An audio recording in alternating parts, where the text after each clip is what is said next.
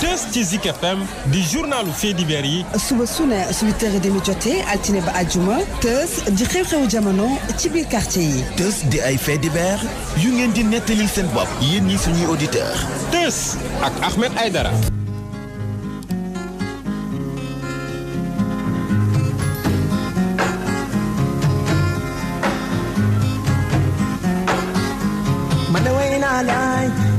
Yore dem nga bay ma man way naa laay yore wetal nga ma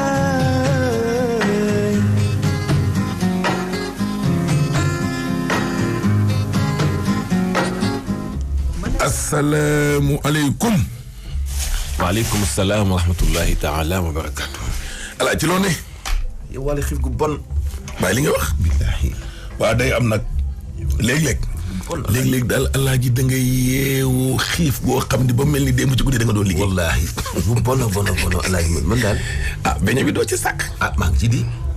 ñun nag xam nga alaaji lan la ñu dul. waaw société buy defar beñe mu ñëw sponsor Teuss bi. lii aussi mënuñ ci dëkk. waaw.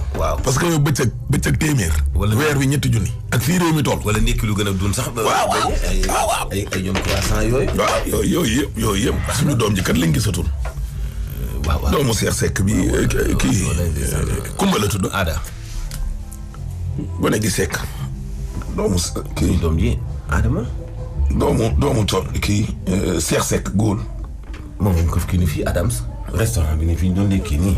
waaw. fan yi dañoo gëj a ubbi sax ñoom. man de loolu jaaxal. maa fi ñëw laay ubbi. Ngoone Sekk la tudd Ngoone Sekk. Ngoone waaw. Ngoone Sekk kat moom tamit nag moom dañ koo na ay bàyyam dañ koo gëj a gis lool waaye jëleel Njaay maa ngi leen nuyu. waaye Ngoone. lool. dañ koo gëj a gis lool. dañ koo gëj a gis di. dëgg yàlla. dañ koo gëj a gis di. dañ koo gëj a gis de. dañ koo gëj a gis lool. ñu ne ci télé bi nañ wàññi télé bi. MD.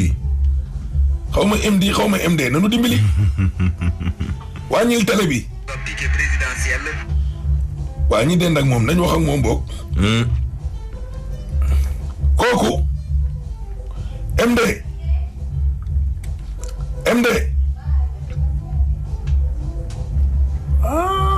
lii dee nag ñu ngi bëgg a mitti. wala yow alaaji amoo ci benn xalaat. moo MD.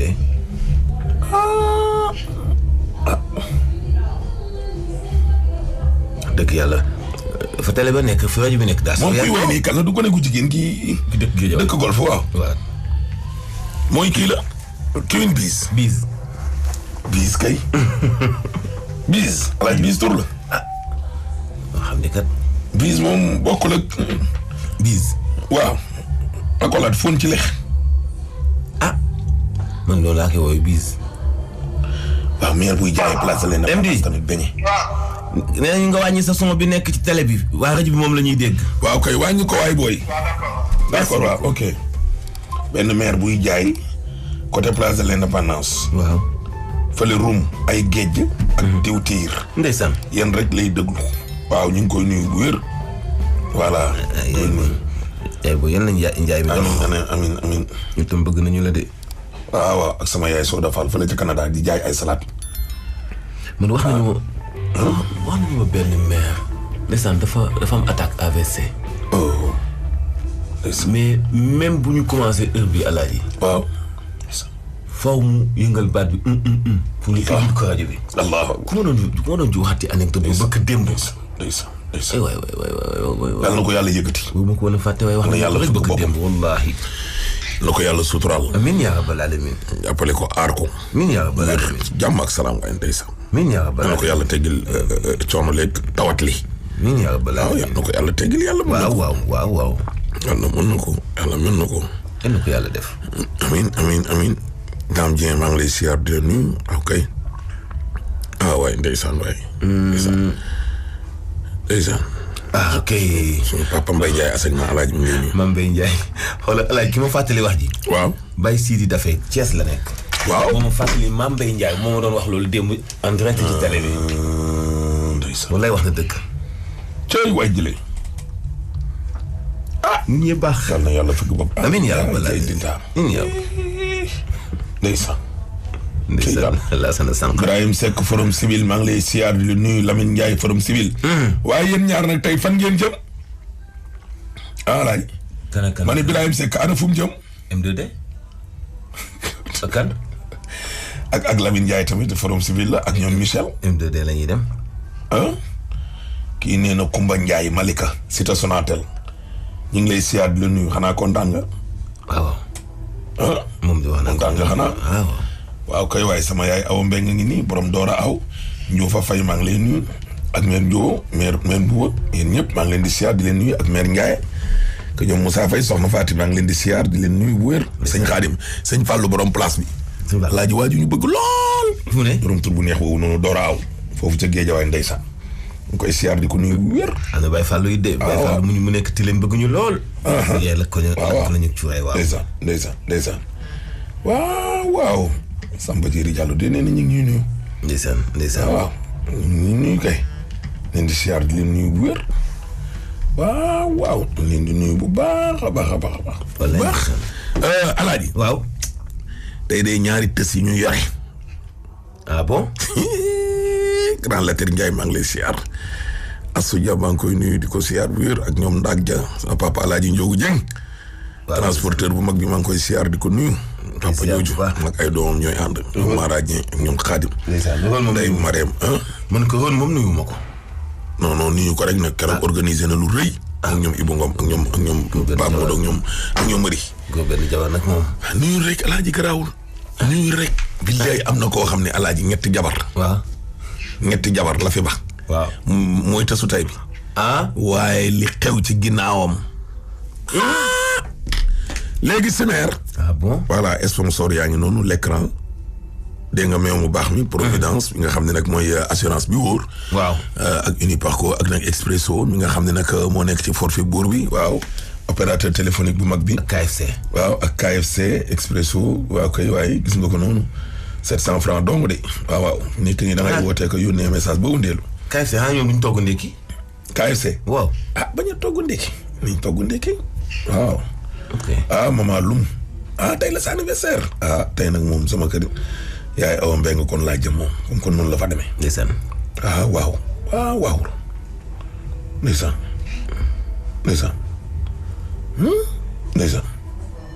waaw. ndeysaan. Abi Thiaw. ndeysaan. waaw sama grand frère bi de Arona Daouda. mi ngi lay ñaanal ci maire boobu nga xam ne tudd nga ko léegi di ko ñaanal. wallaay ndeysaan. maire boobu feebar noonu daal. Daouda. waaw. ndeysaan. ndeysaan Daouda waaw. waa Ibrahima Seck yow foo jëm. waaye doo ma tontu. Malick Wade moom maa ngi lay ziar bu baax a baax. waaw mais Ibrahima Seck du ma wax foo jëm. woo naa la de. woo jàmbaar woo bete. Alaaji. waaw. jàmbaar bete. waaw.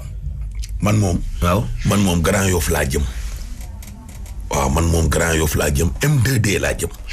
ndax bisu tey bii Alaaji 10 ans ci ginnaaw. waaw. maag Aïssatou Diop Fall ñoo doon def revue des titres journal. matinal fële ca TFM. waaw.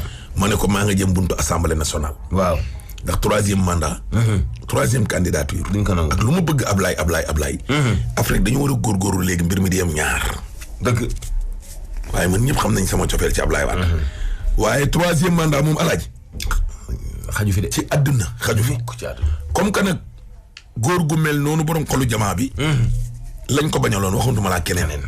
dégg nga. dëgg. te la taxoon nit ñooy ngar-ngare ni ñu ngi fi toog ba tey dara leeru ci. wala sax mu yées tey la yées sax nag. ak gën a lëndëm. waaw Ablaye Wade mu ñu doon tuumaal ne benn doomam cundung moo nekkoon ci biir nguur. ñu tam ko siñ ko ni fang tey moom gis nga li fi xew. papa doom yaay. goro ni jaay. yumpaañ. doomu turandoo. rak. doomu tanta ak tanta. buur la doomu buur la. bàjjen ak doomam. dégg nga loolu. te ñu ne kenn du wax. mënta ne. lu jëm ci wàllum liberté. Alaaji wax sa xalaat gi. Ablaye Wade bu doon keneen. du wax ay service am ne leen. bàyyi leen ñu manifester. parrainage bi fii Macky dane kenn du fi manifester. Colobane la téye nit ña. ba tey jotu ñoo yegg assemblée. ñu ne woon pëqër ña dugg biir Sandaga dañ leen a dóor wulee njaayoo dóor leen ay grenade ba tartar yi. ñu jiite woon marche ba. voilà. te tey ñu mujj dem jaxasoo ji ak moom. waaw ba ñu entamé marche bi laa di gëw ma seen doxalin. mënoo alaaj mooy di marche xëñ parfum. dëgg aw ci buntu commissariat. waaw. marche interdite bu fi kenn dox. nga ni man damay dox par la force. ñu ni déet nga xeeñu sa la colonie de classe.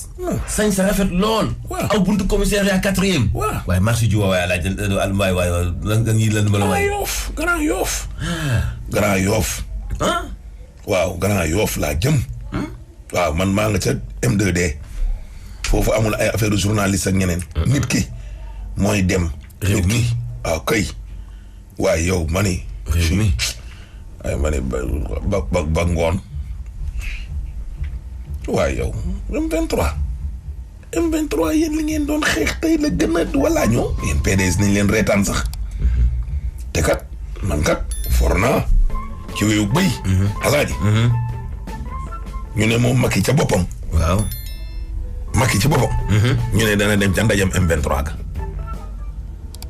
waaw dégg naa ko de lu mën a nekk la ndax moom ci la bokk waaw moom daal xam naa ne daal léegi nag la M23 doon xeex alaaji wax naa ko léegi ba xam danañ ko continuer xeex ñoom ba léegi waaw wala déet ah dëgg yàlla loolu kay la nit ñi di xaar loolu la nit ñi di xaar ba xam yéen li ngeen doon xeex soo en tout cas bu fa Macky ñëwee te waxoo leen ko ne ko 3e mandat dañ ko fiy tere suñu pétrole beeg ressource pétrolière gazière halieutique géej gi maanaam yooyu yëpp na leer dégg nga processus électoral bi yeeg dégg nga loolu fichier bi yeeg nangam sangam ji yeeg liberté d'expression ji yeeg boo leen ko fa waxulee comme na ngeen ko defee woon 10 ans ci ginnaaw. waaw yéen a ngi koy nax ba pare lal seen mbir ci tapale.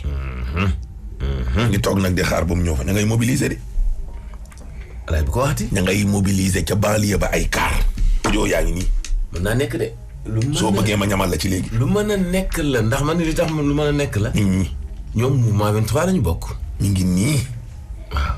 waaw mouvement M23 lu ñu doon xeex alaaji. liberté démocratie. waxal ak lii roose ci réew mi waa réew mi bokk ko waaye ñenn dong bañ ko lekk mani ba ngoon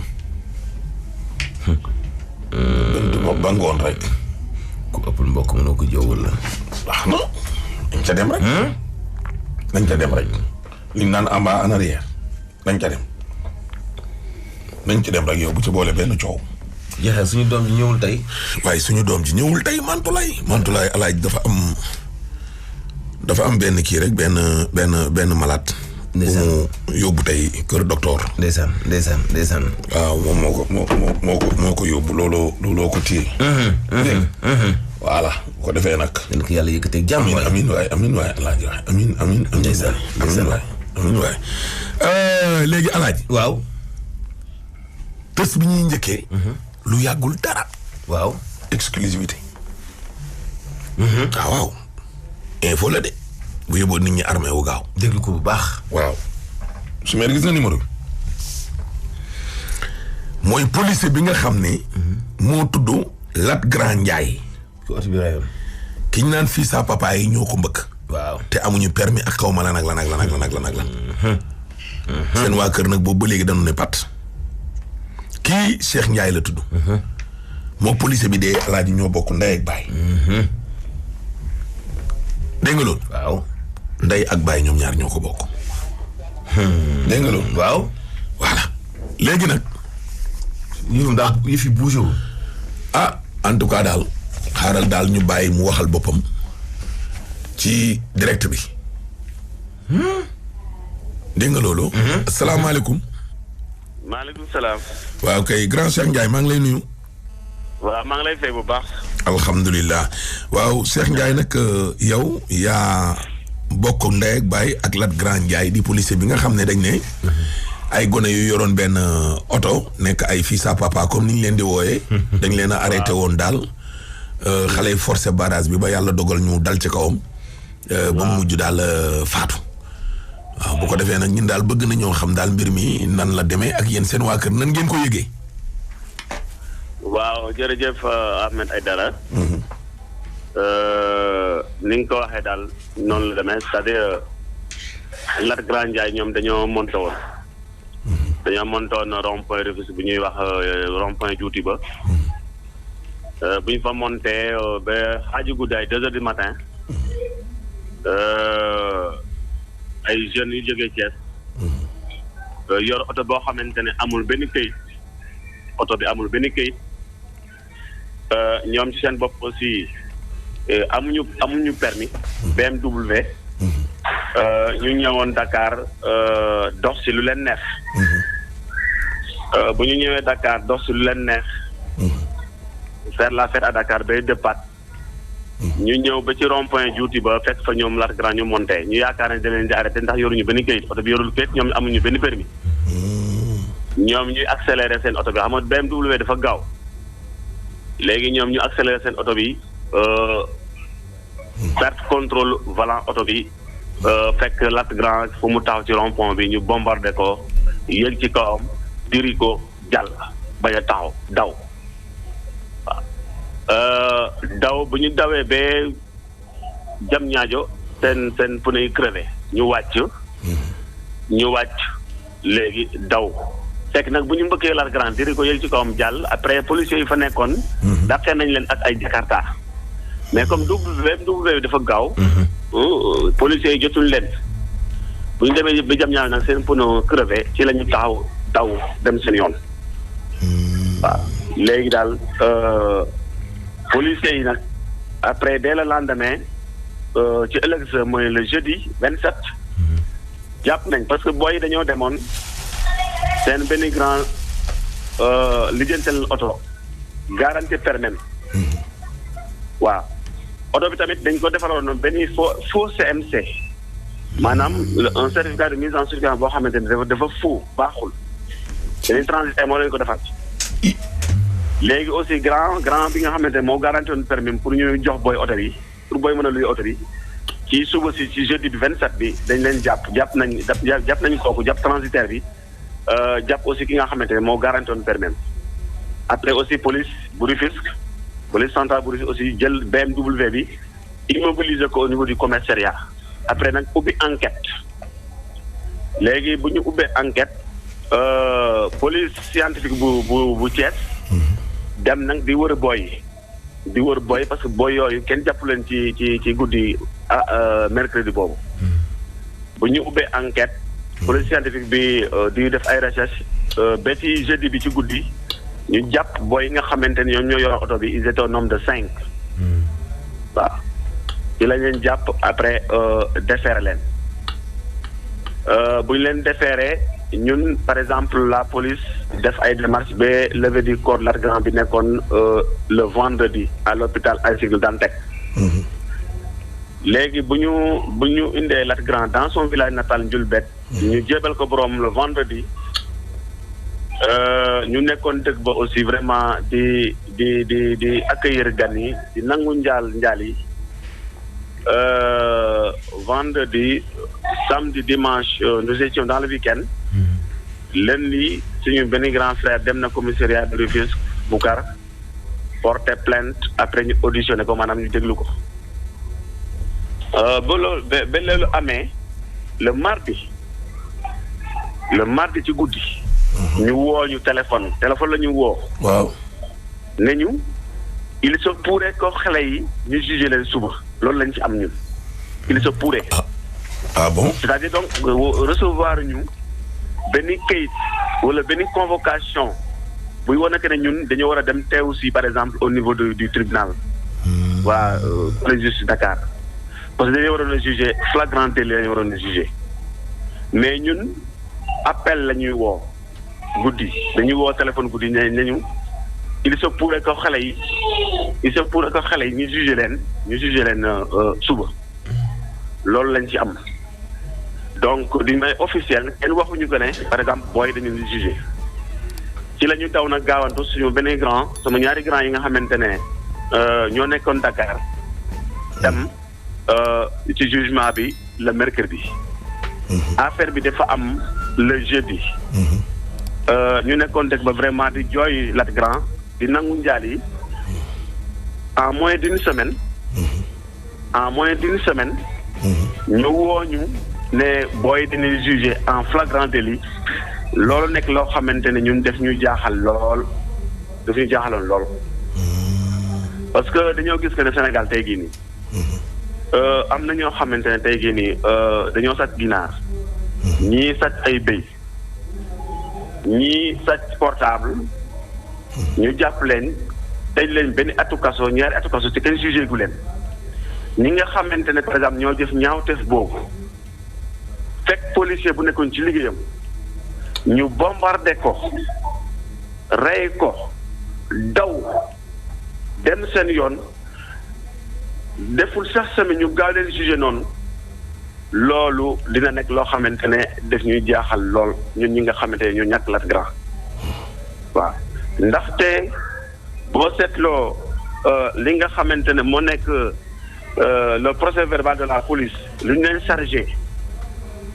juróom-ñaari mbir lañ leen toppee xale yooyu juróom-ñaari mbir lañ leen toppee maanaam les chefs d'incubation mu ngi nekk au nombre de 7 juróom-ñaari mbir lañ leen toppee maanaam association de malfaiteurs homicide sur un agent dans l'exercice de ses fonctions refus de tempérer complicité de conduite sans permis de conduire remise d'un véhicule à un tiers non détenteur d'un permis mise en danger d'autrui faux et usage de faux dans un document administratif juróom-ñaari mbir yooyu la ñu toppee ñu jàpp que ne par exemple ku ñu toppee juróom-ñaari mbir yooyu ñu leen flagrant délit la ñuy jugé en moins d'une semaine ñu gaawantu mbir mi taxañ ko ba ñun ñi dañuy bett jugé leen le mercredi même def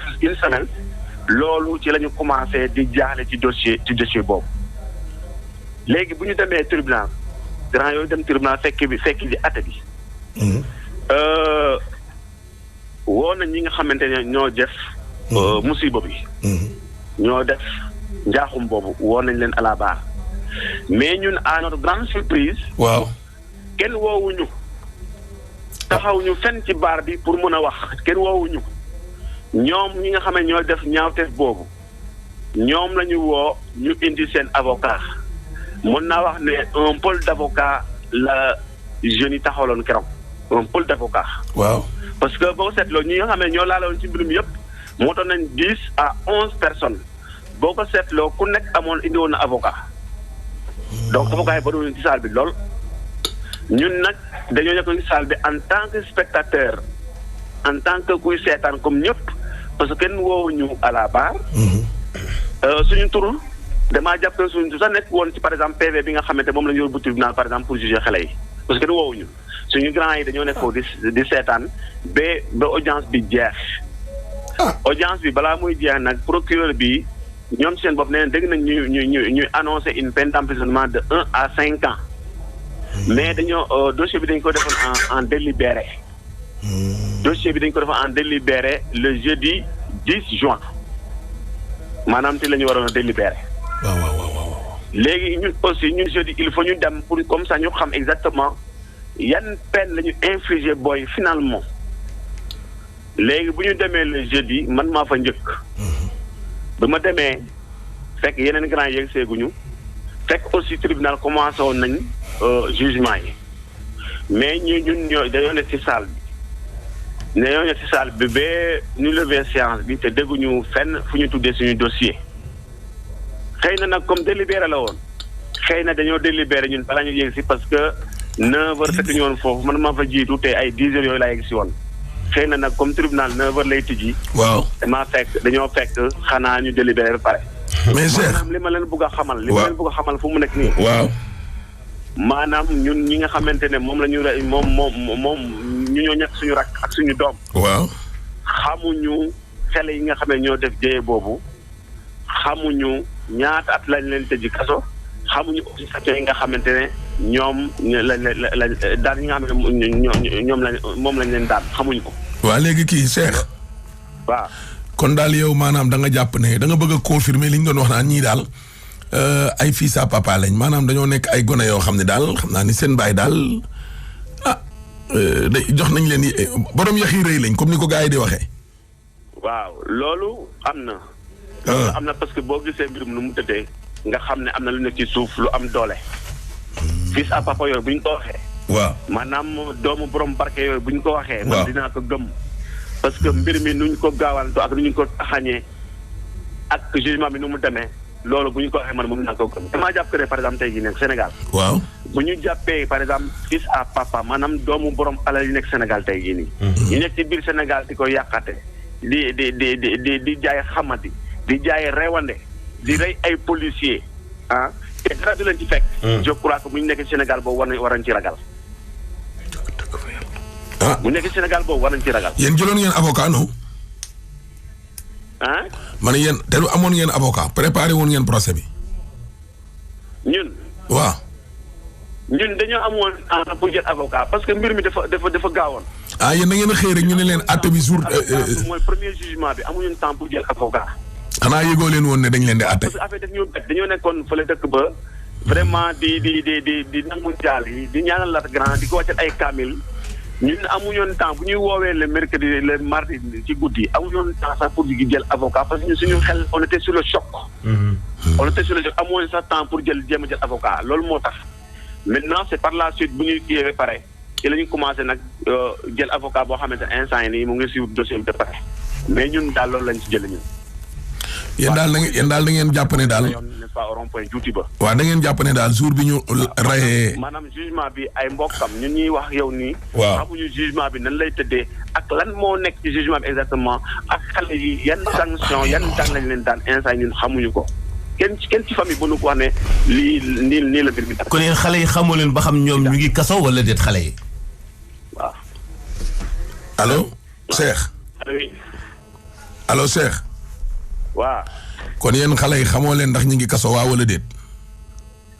xamoo. xale yi anañu actuellement xale yi mbëkk lat. dëgg bi nag leerul bu baax. allo. allo mani. waaw yaa ngi may dégg. waaw. ma ne xale yi anañu xale yi mbëkk sarak ji anañu. xale yi mbokkoon booy xale yi mbokkoon Lat Grand. waaw. ñun dañoo jàpp que ne. normalement si tout se passe bien. waaw yoon bu doxalee liggéeyam. dañoo jàpp que ne ñu ngi ci kaso bi ñoom loolu la ñu jàpp ñun. yéen da ngeen koo jàpp mais dara wóoru leen ci. dara wóoruñu ci dara wóoruñu ci nag. dañoo jàpp ngeen am confirmation kay xanaa. parce que loolu moo tax ma ne la. waaw. bu fekkee ne justice yoon doxal na liggéeyam. waaw def na liggéeyam. en principe ñu ngi ci prison yi mais loolu moom xamuñu ko dañoo jàpp ne rek yoon doxal na liggéeyam moom waruñu mën a génn. waaw mais dara nag. waaw mais Cheikh. waaw mais xanaa xam nga Lat tamit moom nekkul woon moom takk der la woon homme de tenue nekkul woon xanaa civil sax moom bu lu mel nii amee di nga xam dara waxoon duma la koo xam ne nag yow. waaw yow ab policier nga ñoom moom hiérarchie am ay kilifaam lañ leen wax yéen waxuñu leen dara ci dossier bi. ay kilifaam daal mooy man maa ngi dégganteeg ñoom mais li ñu may wax mooy yoon dina def liggéeyam loolu la ñu may wax. yaa ngi dégg. dama non police de Rufisque le commissaire de Rufisque dama ko woo.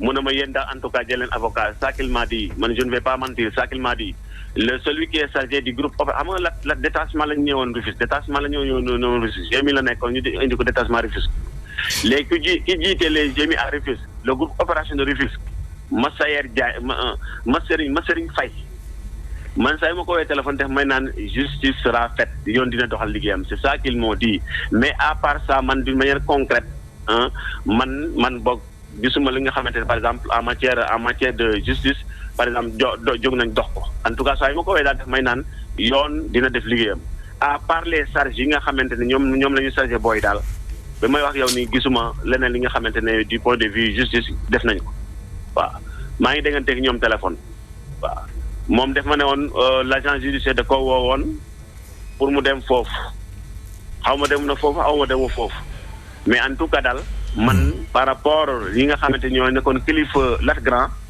d'accord def nañ lépp parce que ñëwoon nañ dëkk ba avec la délégation officielle et cetera indi Lat Grand loolu def nañ déplacement kay ci waroon yëpp aussi lijjante nañ ko ba mat sëkk waaw mais du point de vue atte bi.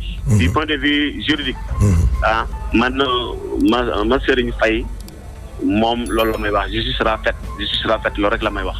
waaw à part loolu moom gisuma leneen aussi. waaw. waaw d'accord kon d'accord kon Cheikh Tidiane ñu ngi lay gërëm di la sant bu baax merci. waaw kay. merci beaucoup merci. ok merci beaucoup jërëjëf. ok merci.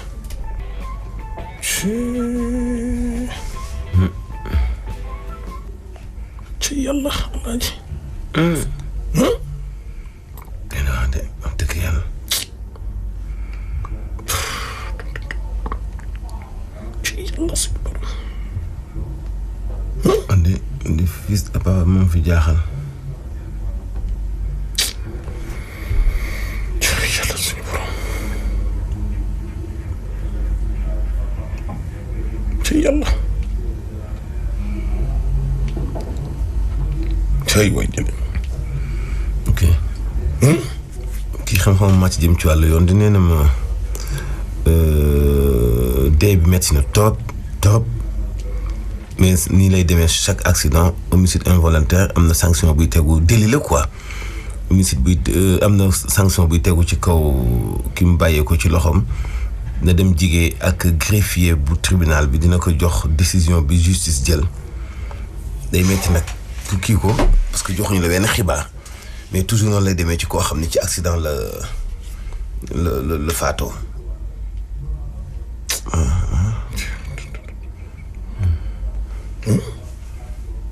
jërëjëf yàlla. ci yàlla suñu borom.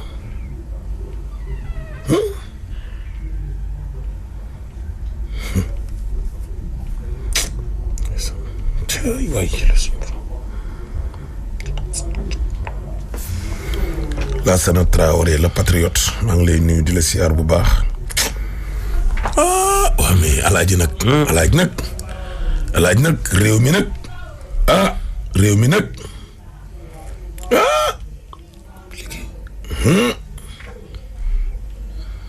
conflit.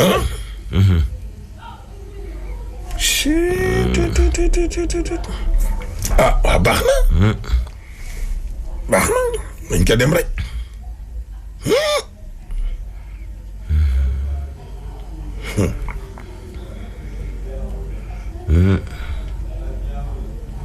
cay waay jëlee. métti na de. ma ni métti na de wax dëgg yàlla.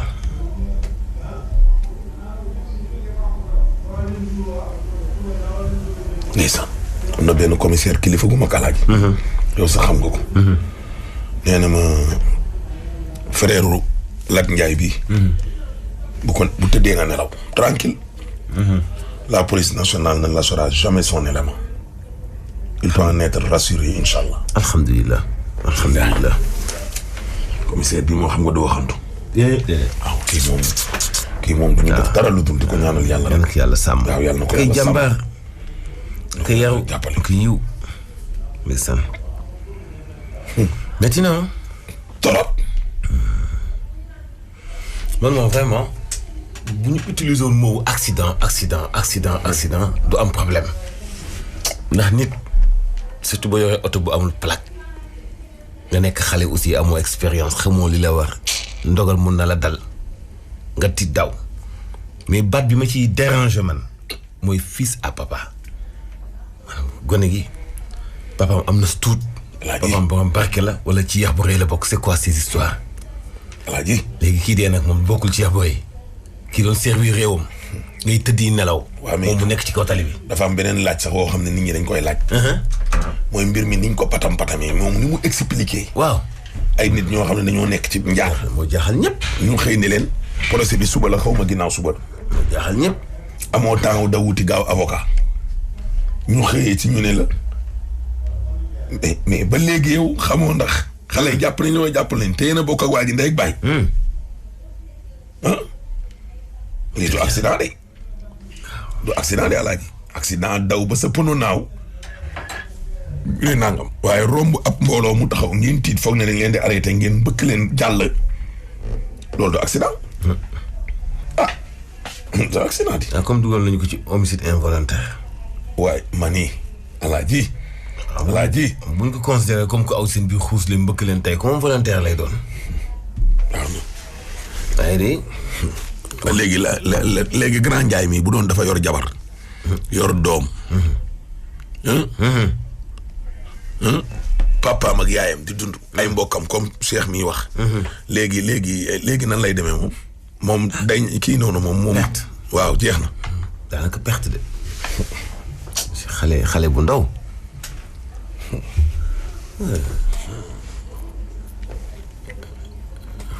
nekk xale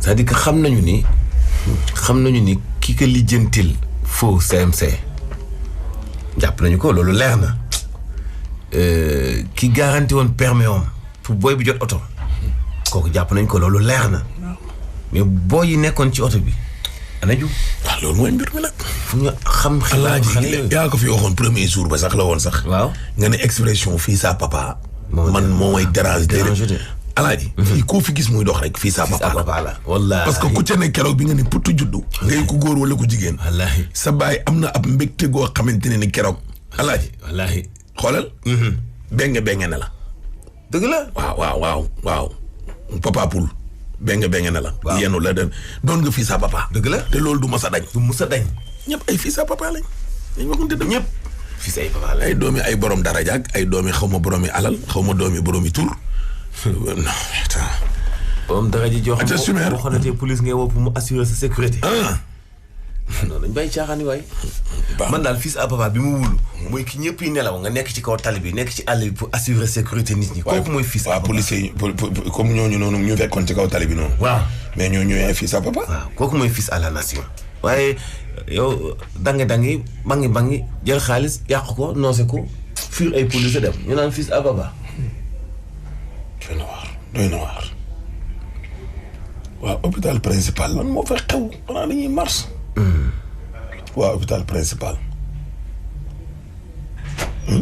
agent yi situation nit ñi fa liggéey dans les centres Covid-19 ok loolu la ñuy waxtaanee tey doy na waar kan moo ñëw simeer oui allo El Hadj. waaw kan ak kan la. oui Abba la. ndeysaan xanaa policier boobu di ko jaale policier yëpp. waaw policier yëpp kay. ñoom commandant ñaa xam nga samay waay la. waaw. commandant ñaa commandant Diop point E. ndeysaan ñoom ñëpp. ndeysaan Isidore Biram Faye bu ginnaaw raay ñoom ñëpp commandant ñaa moo tax ma xam ñoom ñëpp. da ngaa xam policier nag yow. waaw ak directeur relation publique bu police recevoir na mu bureau ak ñaari secrétaire am yooyu. yu baax lañ. non vraiment maa leen koy jaale. waaw ñu ngi leen koy jaale bu baax a baax. waaw yow da ngaa xam police yow da ngaa maîtriser police. non ay dëgg la man de commandant ñaaw moo boole ñooñu ñëw rek. man de grand Louis Ndiaye. Dakar yëpp. ñaa waaw. ndeysaan maa ngi jaamu ci yàlla. ndeysaan waaw waaju. waaw waaju farlu sax ndeysaan. waaju farlu léeg-léeg nga dem ba ay booru mbaaw fële. fekk ko fa da ngay dawal tuuti nii dugg si waat biir Ndakaaru alaaji ñëw fekkaat ko fii booru place de l'Indépendance jàmbaar la. ana foo nii jàmbaar la. maa ngi ci booru Colobane. boo ko génnee tuuti rek jëm booru Masal ko jënaan noonu maison du parti socialiste. waaw acca kon bisimilah. voilà merci beaucoup xibaaru dem beeg dëkk bi di wéyandi si Zik FM 89.7 jaax nañ tànk rek ci autoroute bi yéen ñu bàyyi ko échangeur bu aan dugg Colobane da lay xaw a jafe tuuti su ko defee aussi bu ngeen fa yegsee aussi da ngeen di croiser yeneen oto yu bàyyi ko soit booru HLM ñi bàyyi ko fi nga xam moom mooy rond-point maison du parti ak ñu bàyyi ko booru caserne Samba Diéry Diallo tax na foofu lay faudra s'armer de patience su ko defee yéen ñu dépassé lu ni mel ci autoroute bi mën ngeen progresser utali Malick Sy foofu la xaw naa yéex ci boobu la trajet yaa nga jot Malick Sy su ko defee aussi rond-point boobu la maison du parti boo ko dépassé yaa ngi jëm beneen rond-point situé juste à hauteur du lycée Blaise Diagne place ni yéen ñu bàyyi ko fi nga xam moom mooy avenue Dial Diop am na quelques ralentissements laata ngeen dépassé boobu la rond-point mais avec l'aide des policiers su ngeen ko weesoo doo am ngeen choix bi soit da ngeen di progresser utali Carrefour université Hampâté Bâ wala boog ngeen jaare ko ci axe bu jaaree lycée Kennedy utali fi nga xam lycée Kennedy utali fi nga xam moom mooy place de la nation foofu la aussi feuille rek ñoo lay xaarloo nga dépassé ko tuuti beneen intersection bu bàyyi ko du côté de la Médina boobu la moo jëm caserne Samba Diéry Diallo da ngay xaar fa signalisation yi su ko defee soo ko weesoo amatul jafe-jafe mën ngeen progresser tranquille sur les allées Centenaire utali rond-point bu RTS El Hadj. jaajëf waay aywa Soumer ñëwal. Zik FM.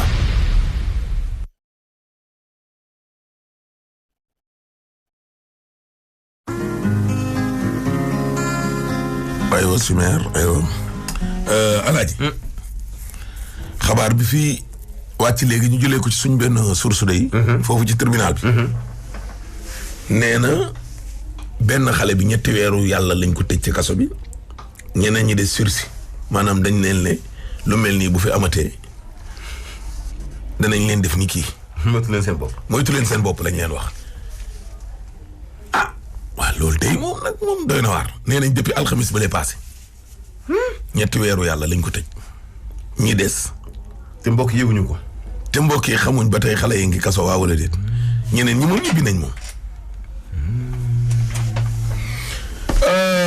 kon nag na ko Cheikh Ndiaye xamee noonu bu dee yaa ngi déglu rajo bi na nga ko xamee noonu nee nañ benn booy bi 3 weeru kaso lañ ko tëj yu muy tëdd ñeneen ñi moom dañ leen a moytu leen seen bopp dem leen ñibbi sursis fii ak 3 weer boo leen fi defatee dara nag di ngeen ñëw fekk si kii pour muy leer. léegi ñu falsifier documents yi. En tout cas daal nee nañ ma daal jugement bi daal noonu la fa demee. ok waaw jugement bi daal noonu la fa demee. dogalu yoon de kenn du ko commenté. kii moom nee na portefeuille moo wadd ci taxi. waaw warul ñaari boulangerie ci biir amoon na 85,000. waaw beneen bi tamit amoon na 11,000 la ak carte d'identité koo gis na nga woote ci 78 291 79 63. Alaaji. man day léegi daal. beneen tës bi nag. waaw bii tamit gën a doy waarati. bii moom benn bakkan la woon moom. bu Grand Ndiaye bii. waaw bii Alaaji ñaari bakkan. ndaw si. nee na. ñoom ñett la ñu woon ci kër gi. borom kër ga nag dee na. ñetti wujji. waaw. ok aawa ñaareel ñetteel. waaw. doomu aaw bi nag. da leen di tëkku. doomu aaw bi. waaw da leen di tëkku. day wax na tàntaam ji. ne ko. soo weddee laajal sa wujju fi nekkoon. ah tëkku mystiquement. da koy tëkku ne ko di nga dee. ne ko boo weddee laajal tiw mi fi nekkoon te diw moomu dee na. dégg nga loolu. waaw soo weddee laajal sa taaw bu jigéen bi. kooki dee na mère bi muy waxal. waaw mu yaay ji. waaw. yaayam nag moom muy tëkkuwaate. ndeyam. nee nañ da koo dóor ba mère ba daw. ak ñàkk jom. kër gi nag du ko xëccoo kenn. parce que ba pare dafa wax mère bi ne ko balaa ñoo miiras góor gi da ngay dee yaa ciy topp. ak ñàkk jom. mère bi nag daw na fu ne ba ci takk der yi. ak ñàkk jom lañ koy wax nag mooy demal wuti avocat jublu sa bopp. ak ñàkk jom. dégg nga loolu. doomu mère bi muy tëkku. waaw taaw bu jigéen bi doon dimbali mère bi. waaw doom jooju dee na. wujju yaayam bi. dee na da koo tëkku kooku dee na. day ji ko yaayam ji ko jur itam. daw na duma no yaayam ba yaay ji daw. léegi nag tànta ji ci kër gi la tëkku. ne ko balaa ñëw miraas sama papa yaa ciy topp. bu dee moom yàlla dégg moo ci naka neex. léegi ma ne ana mère bi ñuy tëkku si mère. li problème bi sama doomu jëkkër yaayam mooy aawo bi man may ñaareel ba maa jur xale yu ndaw yi waaye daf maa sonal ci kër gi rek. toujours bi ngi dal ci sama kaw di ma saaga ñëpp wax nañu mënuñu ci dara police yi jëppal tey boo leen demoon ñu ne kooku mënatuñ ci dara ma sonn lool nag ci kër gi fii mu ne dem na ba ne ma sa doom dee na ci kër gi si ñetteel bi dee na yow yaa ci topp miraas mi doo ko fekk na ngay dee yaboo nga xam loolu mi ngi nii ma def ci téléphone bi téye ko mayu ma jàmm guddi mayu ma jàmm bëccëg sama borom kër bàyyi na ay terrain bàyyi kër Sikaab magam bu jigéen jël ko denc nee na di ko joxe ñu wax ko mun a waa joxewu ma tey joxewu ma ëllëg ñu ne ma léegi juge bi ne ma léegi dangay demaat defar yeneen kayiti kër yi te man awma moyen bi léegi nag ma bëgg ko ma dimbali kër gi ci boppam tamit mi ngi nii de waaj a daanu mi ngi nii ci audio yi ma indi man rek maa nekk ca kër ga ak moom may ñaan yàlla nag ma bëgg ko ma jàppale ndax sonn naa lool ay xale yu ndaw laa yor bi ñu xëyee dañuy dem di journalu ji ñëw di ma jox may lekk mag seen rakk bi jigéen bi waaw su ma amoon ci li ma jàpp waxuma laa miraas mi sax waaye damay génn kër gi ma bëgg nag ku ma dimbali rek pour ma génn kër gi ma mën a nekk ci jàmm ndax wéeru ma dama feebar xam na loolu moo tax nee na ma danga dee balaa miraas mi ñëw danga dee doo ko fekke lii la ma xale bu góor bi wax. moom moo rey sa yeneen ñaar. loolu la wax nee na ma lu fi jële Fatma sa lu fi jële sa wujj jële fi sa taaw bu jigéen moo la fiy jële da nga xam ne yow danga dee bala ñoo miraas danga dee ba ma waxee loolu nag ba léegi ne la. est-ce que moom wér na. man dama ne dafa dese xanaa ndax day tux yàmbaa day naan sàngara lépp lay def ca kër ga tux mi sax da koy tux ci ëtt bi mu di ñu xeeñ bu ñu waxee mu ne maa def noonu yokk rajo fóoram la yor taal ko bu mu sa 6 heures du matin du ma nelaw feebar bi ma feebar yépp loolu laa ko jële soo gisee ma toog ca kër ga ba léegi dama amul benn moyen su ma amoon moyen ba léegi génn naa looloo tax ma ñëw ci rajo bii nga dem police dem naa police démb rek sax dem naa police démb la ma fa dem ëpp na fukki yoon ñoom dañu ne xale bi da leen a jaaxal léegi mère da ngay génn kër gi man ne ko man awma lu ma génnee kër gi ginnaaw yéen a dem ba naan man naa génn kër gi te man awma lu ma génnee kër gi loolu nag moo ma tax a ñëw ci seen rajo bi. moom da laa mos a dóor. mas na maa dóor na ma ba ñu yóbbu ma sami am naa seede yu leer ñu dem bindal ma certificat médical téye nañ ma fa 3 fan soog maa bàyyi ma ñibbisi tey samay doom yooyu buñ ko sotoon dóor ko tey yoon dal ci seen kaw ndax rek magam bi jigéen nee na moom nee na police wala dafa am ay baranloo looloo tax lu ñu def rek ñoom dañ moom bu ñëwee day dañ léegi nag moo ma tax a ñëw ci seen rajo bi sonn naa lool fi sonn mën a yem te lii ma wax nag duma ko weddi ndax leen boobu leen ko waxee dañoo dee léegi nag ñooñu ñëpp balaa ñu doon faatu da leen a tëkku. da leen a tëkku ñoom ñëpp da leen a tëkku seeni dëj demu fa kenn ki sama wujj la sa ñetteel bi la ma topp ci man moom 2 doom la fa am waaye man dama faa jaboot moom tamit dee na bu yàggul rek ci koor gi la dee moo tax bu wëlbati ko mi ngi ni mën naa laa taalal télé bi léegi nag damay ñaan yàlla ku ma jàppale rek laa bëgg buggaan nag def katu lu baax la te murit la ma di ko ñaan problème yi metti yi ma ne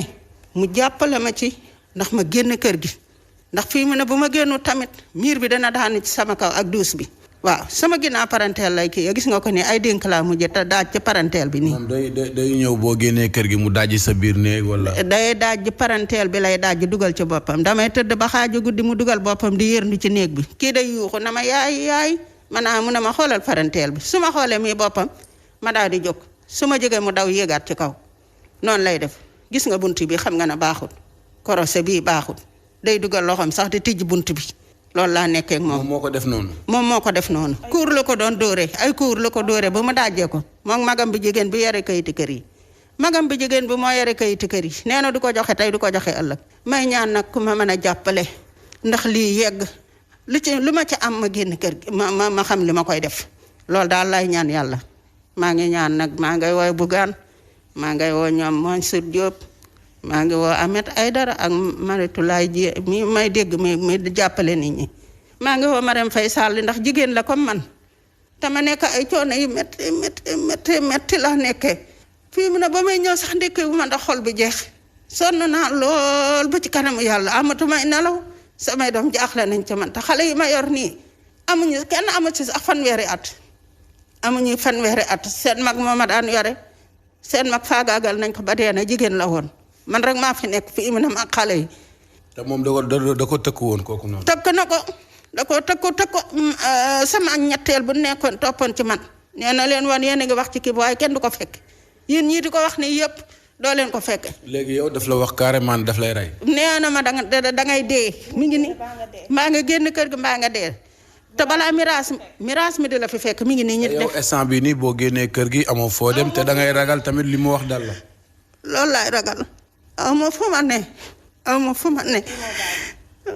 ma ne sama taaw yi moo gaan aw ma fu ma ne moo tax may ñaan Bougane ñu jàppale ma am fu ma ne mag sama njaboot ma mën a mucc ndax xam naa ne lii ma wax nii kat man bàyyi naa ko xel ndax da ko waxoon ñee dem te man dong maa fi des fii mi na nii ca kër ga ban nag lii ma wax dana ko def buntu kër gi du tëju guddi ku ko tëj mu ubbi buntu bi sànni ko. léegi moom ana yaayam ak ay magam ñi ngi dëkk ak yéen ci kër gi wala de. dóor na ndeyam ba ndeyam génn na kër gi ay magam yi jël ko yóbbu yaayam dem na bu yàgg day saaga yaayam ay ndey di ko dóor bi ñuy jël yaayam yóbbu ko mu ne ma nag danga génn yow si sa wàllu bopp bu paree ci yow lay ñëw waxoon nañ ma lii nag. kon moom instant bii nii amoo koo ko kalaame. amoo ku ma ko kalaame moo tax nag ma bëgg kuy avocat bu ma mënee dimbali sama kayit yi mu yegg El Hadj Diouf mii di maître El Hadj Diouf sax maa ngi koy woo mu jàppale ma ndax bu di loolu rek dinaa perte sama njaboot danañ perte ndax dafa yàgg 2006 ba léegi te jël na kayit yi denc na ko nee na ma da ngeen perte lii la ma wax te man aw ma doole mënu maa jël avocat xaw ma nu may def looloo tax ma ñëw ci seen rajo bi far ku ma jàppale rek ku ma jàppale dong laa bëgg waaw ku ma jàppale laa bëgg te yàlla tax ba ñu ma avocat ba ñu ma siis ba ñu ma kenn jàppale ma ku ma jàppale rek ba lii ma ci am rek ma jot ko rek ma sant.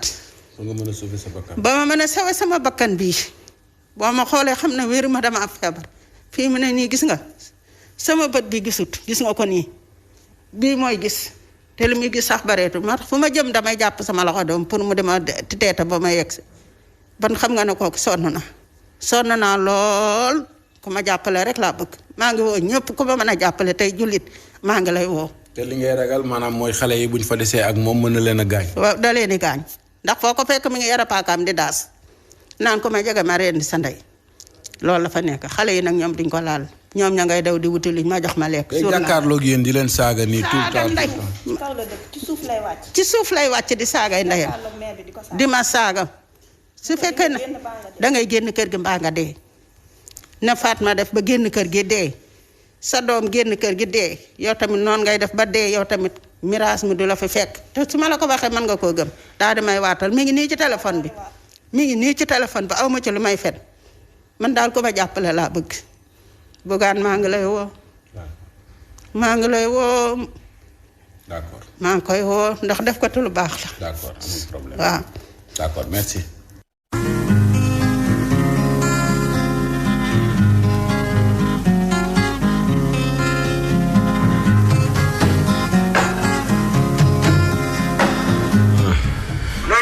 caay waay jële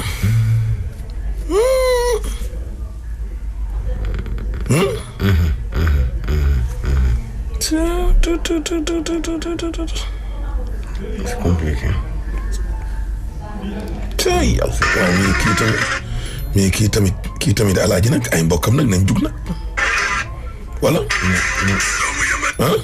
mais nag mu tuddati waa ji kër papaam la ne bàyyi ni muy def yaayam. kër bàyyi de boo bëggee dégg-dégg sax nag dadul kër wax dëgg yàlla kër bàyyi daal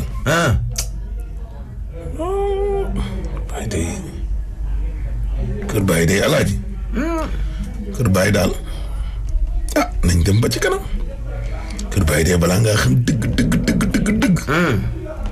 ne du kër sa bàyyi de wax dëgg yàlla dogal ngeen takku ngeen war a séddoo ku ci nekk war caa am alaaji mooy de 1 million bu boobaa ngay xam ne ndekete man fii ma dëkkoon ndekete du kër lay du kër wolof nee na lu kenn am te doyu ko bu ko fukki séddoo dana leen doya mukk ci àddina wallaahi waaw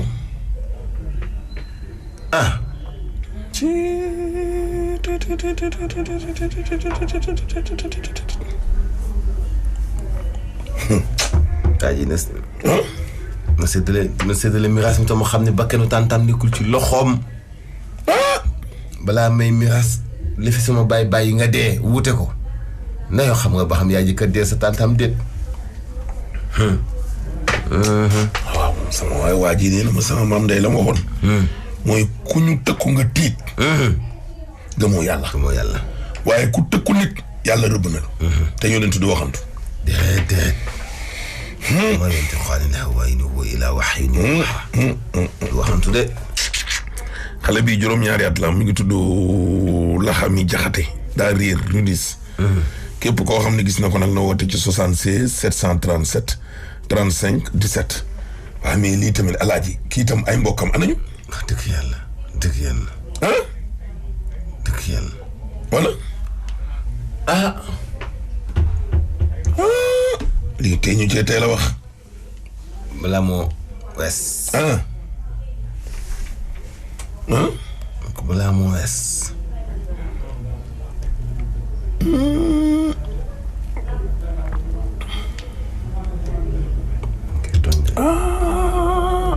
ko tooñ de baaxul. man ko tooñ de baaxul. moo koo xam ne sa ndey la.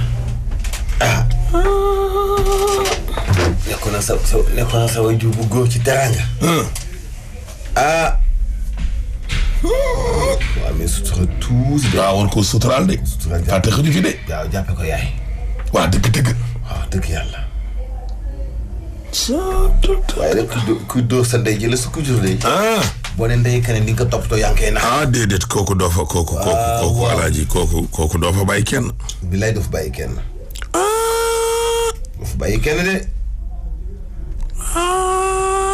di jaxle. loolu dañ koy fonk kii suturaal kii we dañ koy sàmm di ko toppatoo di ko nengi ndax fi mu daal la dem. waaw. waajur dooleem day wàññeeku am di wàññeeku. ay wallaay ndeysaan. mën di wàññeeku muy gën a wéet. doy na waar. doole ku ko taxaw doole ko. kéemtaan la Maguette Diouf. waaw nee na daa réer li ñetti passeport ak carte commerçant ni ne ak yeneen i kayit ku ko gis naa na nga woote ci 77 547 55 54 kii moom mi ngi tudd Mansour Gueye. daa réer le nag ay écouteur airpod ci benn taxi ko gis nag na nga woote ci 77 330 65 40 kii ma communiqué mi tam takku nañ de kii moom depuis 9 mois Serigne Diagne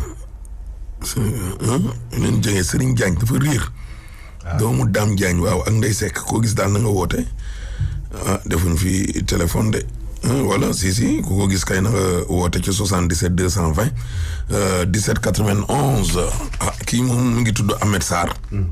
dafa déet réer la oto oto bi dañ koo sàcc kay taxi Carina DK 69 78 AH ko gis daal na nga woote ci 77 405 75 61 Baye Thiam moom dafa for nag ay caabi oto GMC.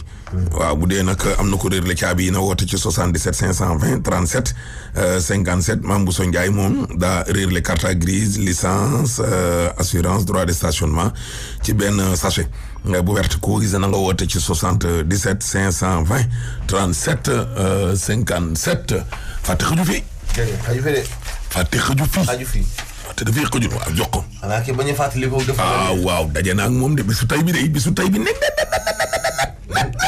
23 juin laa daje woon ak président Macky Sall buntu assemblée nationale. waaw man mii. 10 heures nii kay. nii comme heure bii nii. comme nii. fukki at nag normal. fukki at normal du añu nag. 10 ans net. voilà. yokku wu ci. boobu maa nga fële ca télé bële may jàkkaarloo moom suñu waxtaan wax. du Benno Siggil Sénégal. Que vous inspire ce que vous avez vécu aujourd'hui aussi à la place? Eh bien, nous avons vécu plusieurs choses en même temps. D'abord, la résistance populaire face à l'inacceptable, face à la volonté de museler le peuple. Le peuple est sorti pour montrer que la souveraineté lui appartient. xam ji dëgër. Du Benno Siggil Sénégal. Que vous inspire ce que vous avez vécu aujourd'hui aussi à la place? Eh bien, nous avons vécu plusieurs choses en même temps. D'abord, la résistance populaire face à l'inacceptable, face à la volonté de museler le peuple.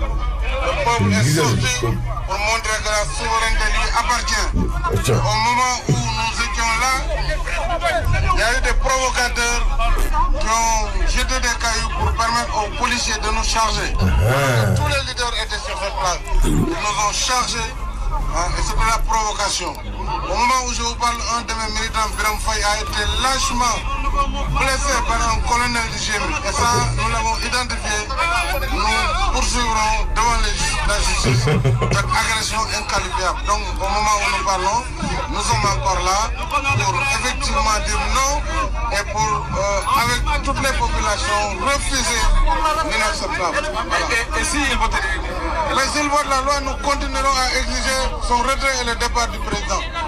nan nga gisee tey waaw li ñu gis tey mooy wane ne peuple bi jëlaat na boppam gis nañu volonté manifeste bu nguur gi pour jéem a manipuler ak gaañ population yi ñoom ñoo wax démb ne nit ñi mën nañ manifester loolu yëpp c'était pour concentrer ñëpp fii bu ko defee police mën a agir loolu nag ñoom dañu provoqué ñëpp gis nañu provocation bi ñu def leader yëpp a ngi taxaw ñu attaqué leen dal seen kaw loolu.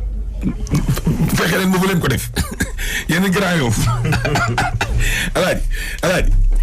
alaaji sërif bi nag ndeysaan jàmbaar la woon de alaaji man homme de terrain laa woon léegi laa màgget samay doom màgg nii rek gis nga ñoom mantulaay alaaji ma bàyyi leen terrain amatul ndox samay oom mënatuma daw ay alaaji jour bi laaj ma fan laa doon làqu cabinet Aïssata Tall Sall buñ ne réelli telli ma ne nii romb buntu kër Dior Diagne daw ba wëndeelu dellu si waat à la charge yow bis bi tey leen fukki at waxtu yi tembe maa ngi nii jàkkaarloog moom mu ni dañoo demandé Sénégal yi dajaloo fii pour police mën a chargé ci seen kaw ma ne ko léegi bu ñu voté loi bi mu ne dañuy continuer pour le départ du président maa ngi koy déglu tey moom mii ma xool ca bërëb ba mu jëm ngoon lan la fay wax Macky Ahmed.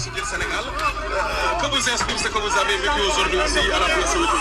Eh bien, nous avons vécu plusieurs choses en même temps. D'abord, la résistance populaire face à l'inacceptable, face à la volonté de museler le peuple. Le peuple est sorti pour montrer que la souveraineté lui appartient. Et au moment où nous étions là, il y a eu des provocateurs qui ont jeté des cailloux pour permettre aux policiers de nous charger. Ils ont chargé. Et c'était la provocation. Au moment où je vous parle, un de mes militants, Biram Faye, a été lâchement blessé par un collègue. Et ça, nous l'avons identifié. Nous poursuivrons devant la justice cette agression inqualifiable. Donc, au moment où nous parlons, nous sommes encore là pour effectivement dire non et pour, avec toutes les populations, refuser l'inacceptable. Et s'ils voteraient? Mais s'ils votent la loi, nous continuerons à exiger son retrait et le départ du président. Nous allons continuer à exiger ce troisième mandat. Gis nañu volonté manifeste bu nguur gi. Pour jéem a manipuler ak gaañ. population yi. ñoom ñoo wax démb ne. loolu yëpp c'était pour concentrer ñëpp fii bu ko defee police mën a agir. yéen ay cours ngeen wut yéen. ñëpp gis nañu provocation bi ñu def. leader yëpp ñu taxaw. ñu attaqué leen. dal seen kaw. kaay waxaat li nga waxoon 10 ans kaay. lii muy administrateur nag. kaay fii kaay wax ñu li lay inspiré tey li nga dund fii. plusieurs choses en même temps. lu mel nan. D'abord la résistance populaire. mosu fi jóg. À l'inacceptable face à la volonté de museler le peuple. museler mu ngi fii. Pour montrer que la souveraineté lui appartient. Le peuple est souverain. Au moment où nous étions là. Il y a eu des provocateurs qui ont seen nervis dàq. policiers de nous charger. Alors que tous les leaders étaient sur cette place. Ils nous ont chargés. C'est de la provocation. dina dàq provoqué ñëpp. Un de mes militants, Biram Faye, a été lâchement blessé par un colonel du génie. waa Fouta Tampi nu ñu leen def. lâchement blessé. Poursuivrons devant la justice cette agression inqualifiable. Donc au moment où nous parlons, nervis inqualifiable oui. Pour effectivement dire non. Et pour avec toutes les populations refuser l'inacceptable. Le troisième mandat Mais s'ils votent la loi, nous continuerons à exiger son retrait et le départ du président. Ton oui ou non boobu nous allons continuer à exiger le oui. Gis nañu volonté manifeste. nga ne waaw damay dem. Pour jéem a manipuler ak gaañ population yi. ñoom ñoo wax démb ne. nit ñi mën nañ manifester. loolu yëpp c'était pour concentrer ñëpp fii bu ko defee police mën a agir. loolu nag ñoom dañu provoqué ñëpp gis nañu provocation bi ñu def leader yëpp ñu taxaw. ñu attaqué leen. dal seen kaw. baax na ba ngoon. damaa la jëm Grand Yoff yal na yàlla dolli jàmm ci réew mi yàlla na yàlla suturaal kii est-ce que laaj man du ma dem ci ñoom sax pour bañ a dem Grand Yoff pour laaj ko même question. nii de place de l'Obélisque ñaari dragon ñu ngi taxaw ubbi ko. non j'ai pas dit ça dama ne. ñoom xoolal dañoo dégg waa mouvement 23 yi ñu manifester Obélisque.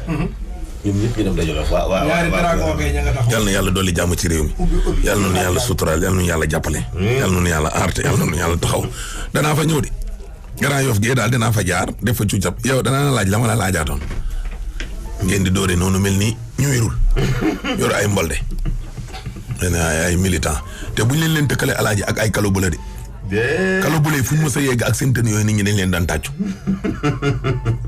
dégg nga loolu waaw ñu topp Ablaye waa day riir ma soppi gi dóoruñ fi kenn agressé wuñ fi kenn yéen nag da ngeen di dóore ki seen i cour ngeen di roog ay cour yal na yàlla dolli jàmm ci réew mi mu yàlla suturaal ñu yàlla jàppale sama conférence bi la kañ la le 8 juillet sallallahu taala alayhi wa sallam ay noonu rek madame la ministre ñëw na Ndeye Khady Alaaji Simeer Diop kon mbokk yi moo nekkoon ci xarale gi waaw kay tey nag suñu doom ñëwul miin makkaji waay ba ko rek yàlla waaw def ko directeur Birame Faye mu naan Birame Faye a été lâchement attaqué a été lâchement blessé les gars du Fouta Tampi ñu lâchement dóor leen bët leesa leen dégg nga ana kan la dendaloon surtout ku tedd ki borom maamu barrière or ba ca Médine bandi Hachim bandi Khourey Serif Ahmed Aïdara Karara monsieur le maire de la ville de Guédiawaye borom vaara ngi nii toog di leen jox ko ndig daje suba incha allah. La Providence.